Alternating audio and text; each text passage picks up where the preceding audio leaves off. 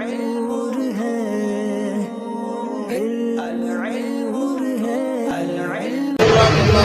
بسم اللہ الرحمن الرحیم مفعول بہ کا بیان چل رہا ہے۔ مفعول بہ سے متعلق مثالیں دے کر آپ کو سمجھایا، بحث ہوئی، پھر تمرینات شروع ہوئی۔ 4 تمرینیں کل ہو چکی تھی، آج 5ویں تمرین سے ہے۔ اس تمرین میں آپ کو کیا کرنا ہے، نیچے ہدایات دی ہوئی ہیں، لکھا ہے اجعل احد الاسمین اللذین بین قوسین فاعلا والآخر مفعولا به فی جمل مفیدۃ۔ اجعل احد الاسمین اللذین بین قوسین، وہ دو اسم جو قوسین کے درمیان ہیں، ان میں سے ایک کو فاعل بناؤ۔ ان میں سے ایک کو قوسین سمجھتے ہیں، یہ نشان ہوتا ہے، چاند کی طرح ہوتا ہے، تھوڑا تھوڑا اس کو گھما کر رکھ دیتے ہیں، اس طرف سے اس طرح کا دائرہ، اس طرف سے اس طرح کا دائرہ۔ تو اجعل احد الاسمین اللذین بین قوسین فاعلا، وہ دو اسم جو قوسین کے درمیان ہیں ان میں سے ایک کو فاعل بناؤ، والآخر مفعولا بہ، اور دوسرے کو مفعول بہ بناؤ، فی جمل مفیدۃ، جمل مفیدہ میں، مفید جملوں میں، یعنی آپ کا جملہ مفیدہ ہونا چاہیے، اس میں آپ ان دونوں اسموں کو رکھیں، سیٹ کریں، ان میں سے ایک کو فاعل بنائیں اور دوسرے کو مفعول بہ۔ تو آسان ہے کہ آپ یہ جو 2 اسم ہیں ان میں سے پہلے کو فاعل بنا لیں اور دوسرے کو مفعول بہ بنا لیں۔ مثال کے طور پر لکھا الولد، پھر ہے الماء، الولد الماء، تو اس کو کس طرح بنائیں گے؟ عدنان بولو ذرا، شرب الولد الماء، ٹھیک ہے، صحیح ہے، لیکن یہ یاد رہے الولد اور الماء جو لکھا ہے بیچ میں جگہ خالی ہے، کوئی ایسا نہ کرے کہ یہاں پر فعل رکھ دے بیچ میں، کیونکہ اگر آپ نے بیچ میں فعل رکھ دیا تو الولد فاعل نہیں بلکہ مبتدا ہو جائے گا۔ کیا ہو جائے گا؟ تو یہ یاد رہے، فعل جو رکھیں گے آپ شروع میں رکھیں گے۔ فعل کہاں رکھنا ہے؟ شروع میں رکھنا ہے، اس کے بعد جسے فاعل بنائیں اسے پہلے رکھ دیں اور جسے مفعول بنائیں اسے بعد میں رکھیں، فاعل پر رفع دے دیں اور مفعول پر نصب دے دیں۔ الولد الماء ہے، آسان سی بات ہے بالکل۔ شرب الولد الماء، لڑکے نے پانی پیا۔ پھر ہے السفینۃ اور الہواء ہے، تو السفینہ کو فاعل بنا دیں، الہواء کو مفعول بہ بنا دیں، تو آپ کہہ سکتے ہیں شقت السفینۃ الہواء۔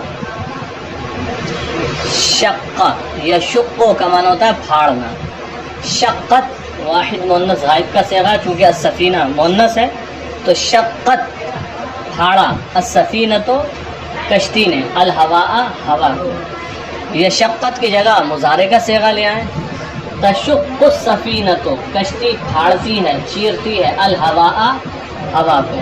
جب کشتی بھی چلتی ہے تو یہ ہوا کو چیرتی ہوئی چلتی ہے، یہ کہ اس کے چیرنے کا انداز الگ ہوتا ہے، چونکہ ہمیں ہوا نظر نہیں آتی ہے۔ اب اسپیڈ بوٹ جو ہوتی ہے بہت فاسٹ چلتی ہے، تو وہ پانی کا سینہ بھی چیرتی ہے، جتنی نیچے رہتی ہے پانی میں جتنا حصہ، اور جو اوپر کا حصہ ہوتا ہے ظاہر سی بات ہے وہاں پر ہوا موجود ہے تو وہ ہوا کا سینہ چاک کرتی ہے۔ تو کہہ سکتے ہیں تشق السفینۃ الہواء، کشتی ہوا کو چیرتی ہے۔ الہر اللحم، الہر مانے بلی، بلا، اللحم مانے گوشت، تو آپ لکھ سکتے ہیں یأکل الحر اللحم، بلا گوشت کھاتا ہے، یا بلی، جیسے ہمارے یہاں عرف میں بلی ہی بولتے ہیں، چاہے بلا ہو یا بلی دور سے دکھے تو کیا کہتے ہیں، اور جب وہ بلی جا رہی ہے چاہے وہ بلا ہو، ہے نہیں، اور جب چکن لینے بھیجیں گے تو کہیں گے جاؤ مرغے گوشت لے آؤ، چاہے وہ مرغی کاٹ کر دے دیں، تو بہرحال بلی بولا جاتا ہے، تو بھائی یہ معنی ترجمہ بلی بھی کر سکتے ہیں۔ یأکل الحر اللحم، بلی گوشت کھاتی ہے یا بلا گوشت کھاتا. الحر تو میں نے بلی، الحرو ہے بغیر تاکہ، بلا گوشت کھاتا ہے. پھر آگے الرسالۃ الخادم، الرسالہ مانے پیغام، خط، ماہنامہ، اور الخادم کا معنی خادم، نوکر. تو یہاں پر ایک کو فاعل بنائیں گے اور ایک کو مفعول بہ بنائیں گے. تو یہاں پر آپ خادم کو فاعل بنائیں گے، ٹھیک ہے. قرأ الخادم الرسالۃ، قرأ الخادم الرسالۃ، خادم نے رسالہ پڑھا، چاہے ماہنامہ ہو یا پیغام یعنی خط کی شکل میں ہو. پھر ہے الغزال الاسد، الغزال الاسد. تو یہاں پر الغزال کا معنی ہرن، الاسد معنی شیر. تو یہاں پر بھی آپ الاسد کو فاعل بنا لیں اور یوں کہیں ساد الاسد الغزالہ. سادہ معنی شکار کیا، یا افترس الاسد الغزالہ، شیر نے ہرن کو پھاڑ دیا، شیر نے ہرن کو پھاڑ دیا. اور اس کے اوپر جو جملہ ہے ہم نے آپ کو بتایا تشق سفینۃ الہوا ہے نا، اس کے اوپر والا جملہ کشتی ہوا کو چیرتی ہے. تو یہ تو السفینہ کو فاعل بنایا، اور اگر الہوا کو فاعل بنائے تو آپ یوں کہہ سکتے ہیں یحرک الہواء السفینہ، یحرک الہواء السفینہ. ہوا کشتی کو حرکت دیتی ہے، ہوا کشتی کو حرکت دیتی ہے. یا یوں بھی کہہ سکتے ہیں یسیر الہواء السفینہ، یسیر سین کے ساتھ، سارا یسیر مانے چلنا اور سیارہ یسیر مانے چلانا. یسیر الہواء، ہوا چلاتی ہے، السفینہ کشتی کو. تو پہلے زمانے میں کشتیاں ہوتی تھیں، اور کتنی چھوٹی کشتیاں وہ ہوتی ہیں جو ہوا کے ذریعے ہی چلتی تھی، بادبان لگے ہوئے ہوتے تھے، ان کے ذریعے رخ بدلا کرتے تھے. چلے دیکھیں افترس الاسد الغزالہ، شیر نے ہرن کو پھاڑا یا ہرن کا شکار کیا. پھر آخری جملہ ہے التلمیذ الدرس، التلمیذ کا معنی شاگرد، الدرس کا معنی سبق. کیا بنے گا؟ جملہ آسان ہے، آپ بنائیں. قرأ التلمیذ الدرس یا حفظ التلمیذ الدرس، شاگرد نے سبق پڑھا یا سبق یاد کیا. آگے دیکھیں ہات اربع جمل، ہات اربع جمل، 4 جملے لائیے. یکون المفعول به فی الاولی من الانسان، پہلے جملے میں مفعول به انسان میں سے ہو، وفی الثانیہ من الحیوان، اور دوسرے جملے میں مفعول به حیوان میں سے ہو، وفی الثالثہ من النبات، اور تیسرے جملے میں مفعول به نبات میں سے ہو، وفی الاخیرۃ من الجماد، اور آخری جملے میں مفعول به جماد میں سے ہو. تو 4 جملے بنانا ہے. پہلے جملے میں مفعول به انسانوں میں سے ہو، دوسرے میں حیوان میں سے ہو، تیسرے میں نبات میں سے ہو، اور آخری جملے میں مفعول به جماد میں سے ہو. تو پہلا جملہ بنائیں جس میں مفعول به انسان میں سے ہو. نہیں بنا، غلط. شرب الماء زیداً، پانی نے زید کو پی لیا. شرب الماء، پانی نے پیا. قتل عمر کافرا، قتل عمر کافرا یا ملحدا یا زندیقا، عمر نے کافر کو قتل کیا. جی آپ بولیں گے جملہ. شیر نے زید کو مار ڈالا. تو یہ دکھ بھری گھٹنا ہو گئی تھوڑی، شیر کو مار دیا گیا. پہلی گھنٹی ہے، اس میں دکھ نہ سنایا جائے. قتل عمر کافرا، حضرت عمر نے کافر کو قتل کیا. یہ ضرب زید عمرا کتنی مشہور مثال ہے. زید نے عمر کو مارا، کچھ بھی بنا سکتے ہیں. آپ کے پاس گنجائش ہے، سینکڑوں جملے ایسے بنا سکتے ہیں. چلے پھر دوسرا جملہ وہ ہو جس میں مفعول بھی حیوان میں سے ہو. بنائیں. قتل زید فعلا، ٹھیک ہے، صحیح ہے. یا اکل الثعلب دجاجۃ، لومڑی نے مرغی کھائی. لومڑی نے مرغی کھائی. چلے دوسرا ہو گیا. تیسرا جملہ بنائے جس میں مفعول بھی نبات میں سے ہو. یأکل عدنان تفاحتن. یأکل عدنان تفاحتن کیا ترجمہ ہوگا؟ یأکل ہے مضارع ہے، عدنان سے کھاتا ہے. یأکل الولد یأکل الطلبۃ تفاحا، طلبہ سیب کھاتے ہیں. چلیے یہ بھی ہو گیا، سیب چونکہ نبات میں سے. پھر آخری جملے میں مفعول بھی جماد میں سے ہونا چاہیے. بنائیں ایسا جملہ. یحرس الفلاح الارض. یحرس الفلاح الارض، کاشتکار زمین جوت رہا ہے. کاشتکار زمین جوت رہا ہے. یا یکسر الناس الحجر. یکسر الرجل الحجر، مرد پتھر توڑ رہا ہے. مرد پتھر توڑ رہا ہے. پتھر توڑنے کا بھی ایک کام چلتا تھا. لوگ وہ ہوتے تھے جن کا کام ہی ہوتا تھا صبح سے شام تک پتھر توڑنا. اب تو مشینیں آ گئی. تو یہ چاروں جملے ہو گئے.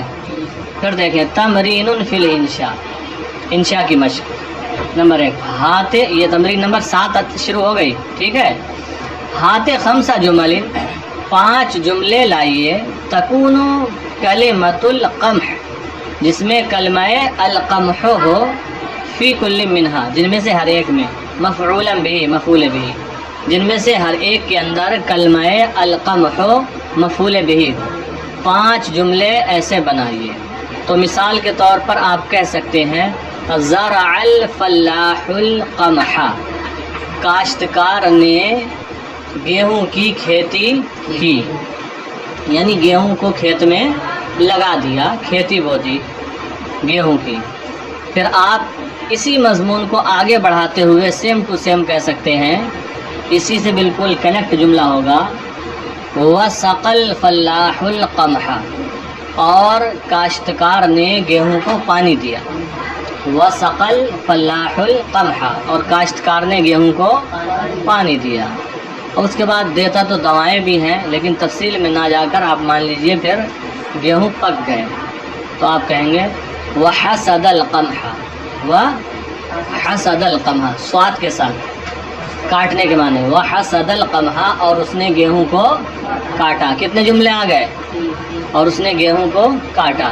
وَأَذْهَبَ الْقَمْحَ إِلَى السُّوقِ، وَأَذْهَبَ لے گیا، القمح گیہوں کو إِلَى السُّوقِ بازار لے گیا. وَبَاعَ الْقَمْحَ، وَبَاعَ الْقَمْحَ، اور گیہوں کو بیچ دیا. تو اس نے پورا گیہوں کر کے پیدا کر کے کاٹ کے بیچ دیا. 5 جملے ہو گئے. ہاں رجع الی البیت میں تو اب کاشتکار ہی کاشتکار رہ گیا، قمح رہی نہیں ہے، بیچ دیا، وہ تو بازار میں رہ گیا. چلے تو یہ 5 جملے ہو گئے. پھر نمبر 2 ہاتھ خمسہ جمل، 5 ایسے جملے بناؤ. تکون کلمۃ القطن، جس میں کلمہ قطن ہو. فی کل منہا مفعول بھی، جن میں سے ہر ایک میں کلمہ القطن مفعول بھی ہو. اوپر القمح کو مفعول بھی بنانا تھا، نیچے والے ان 5 جملوں میں القطنوں کو مفعول بھی بنانا ہے. تو آپ کہہ سکتے ہیں جیسے سردی کا موسم آ رہا ہے، القطن مانے روئی. روئی کی ڈیمانڈ بڑھ جاتی ہے سردی کے موسم میں، ریٹ بھی بڑھ جاتے ہیں. تو آپ کہہ سکتے ہیں طلب الناس القطن. طلب الناس القطن، لوگوں نے روئی کی مانگ کی. لوگوں نے روئی کی مانگ کی، روئی کو طلب کیا یعنی مانگ کی. بھائی پہنچے دکان پہ روئی چاہیے، اتنے ایسے ایسے لحاف بننا ہے، گدے بننا ہے، سردی آ رہی ہے. طلب الناس القطن، لوگوں نے روئی کی مانگ کی. تو کاشتکار نے دیکھا روئی کی مانگ زیادہ ہو رہی ہے، آنے والی ہے، پہلے سے ہی لوگ مانگ رہے ہیں. زرع الفلاح القطن، زرع الفلاح القطن، کاشتکار نے روئی کی کھیتی کی، لگا دی اس نے روئی، ہو گئی تیار. وجنل قطن، وجنل جنا یجنی مانے روئی کاٹنا توڑنا. وجنل قطن، اور روئی کو اس نے توڑ لیا کاٹ لیا. ٹھیک ہے. کتنے جملے ہو گئے؟ 3 ہو گئے. ٹھیک. اس کے بعد کہیں گے وحلج الناس القطن. حلجا، حلجا بڑا ہا کے ساتھ. حلجا کا معنی ہوتا ہے روئی سے بنولے نکالنا. آگے جملہ آئے گا اس طریقے کا، اس سے ملتا جلتا. حلجا فعل ماضی ہے، اس کا معنی ہوتا ہے روئی سے بنولے نکالنا. بنولے کیا، جب روئی آتی ہے نا، اس کے پودے ہوتے ہیں، پھول کھلتا ہے، اس میں روئی بھری ہوئی ہوتی ہے، اس روئی کے ساتھ ساتھ اس کے بیج بھی ہوتے ہیں. جیسے بہت سے پھلوں میں، اکثر پھلوں میں بیج ہوتے ہیں، بہت سے پھولوں کے ساتھ بیج ہوتے ہیں، تو جب توڑی جاتی ہے وہ سب ساتھ توڑ لی جاتی ہے. تو جو اس کے دانے بیج ہوتے ہیں انہیں نکالتے ہیں، انہیں کو بنولا کہا جاتا ہے. کیا کہا جاتا ہے؟ بنولا. تو اسی کو نکالنے کو عربی میں کہتے ہیں حلجا. کہا جاتا ہے القطن المحلوج، بنولے نکالی ہوئی روئی. وحلج الناس القطن، اور لوگوں نے روئی سے بنولے نکالے. لوگوں نے روئی سے بنولے نکالے. اب اگر لوگوں نے نکالے ہیں تو لوگ لگا لے، اور اگر خود کاشتکار نے نکالے ہیں تو کاشتکار کو فاعل بنا لے. لیکن القطن آئے گا جو کہ مفعول بھی بنے گا. پھر ہو جائے گا واشتری الناس القطن، اور لوگوں نے روئی خریدی. واشتری الناس القطن، اور لوگوں نے روئی خریدی. تو روئی سے متعلق یہ 5 جملے ہو گئے. پھر ہے تمرین نمبر 8، تمرین فی الاعراب، ترکیب کی مشق. مشق ترکیب کے سلسلے میں. نموذج، نمونہ دیا ہے. حمل الجمل الحطب، حمل اٹھایا، الجمل اونٹ نے، الحطب لکڑی کو. الحطب مانے لکڑی کو. اونٹ نے لکڑی کو اٹھایا یا لکڑی ڈھوئی. اونٹ نے لکڑی ڈھوئی. الحطب خشک لکڑی.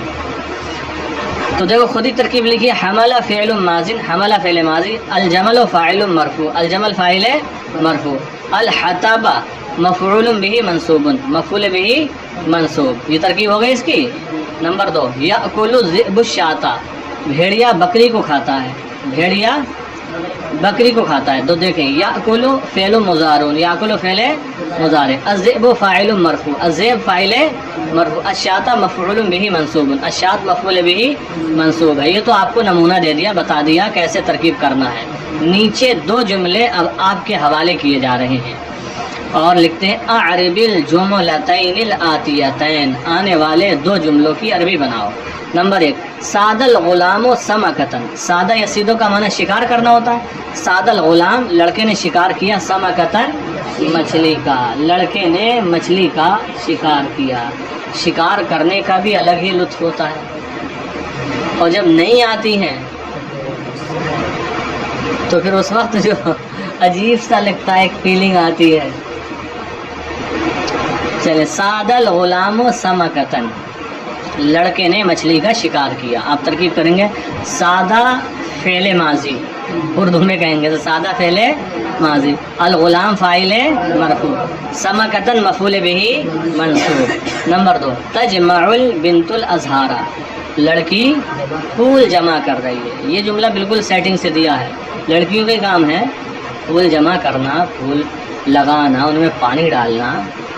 نوع کے حساب سے کاموں کی بھی انواع ہوتی ہیں. تجمع البنت الازہار، لڑکی پھول جمع کر رہی ہے یا کرتی ہے.